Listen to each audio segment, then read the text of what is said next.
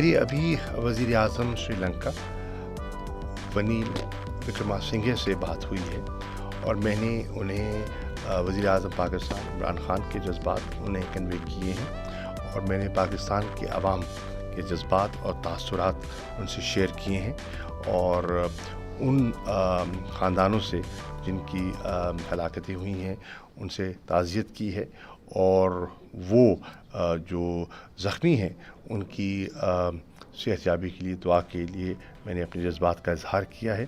میں نے انہیں مکمل یقین دلایا ہے کہ پاکستان اس کڑے امتحان میں سری لنکا کے ساتھ کھڑا ہے. ہم ان کے دکھ میں برابر کے شریک ہیں اور پاکستان سے جو بھی ان کی توقعات ہیں وہ انشاءاللہ پوری کی جائیں گی. پاکستان ان کی ہر مدد کے لیے تیار ہے. ہمارے گہرے تعلقات ہیں اور ہم ان تعلقات کی اہمیت کو سمجھتے ہیں.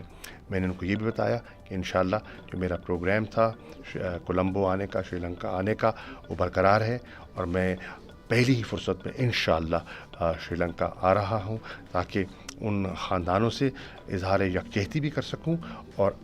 سری لنکن حکومت کے ساتھ اور عوام کے ساتھ اپنا یکجہتی کا اظہار بھی کر سکوں. ان کی طرف سے کوئی رسپانس آپ کے فون کال؟ انہوں نے وزیر اعظم پاکستان کا، پاکستانی قوم کا شکریہ ادا کیا اور انہوں نے کہا کہ ہم آپ کے منتظر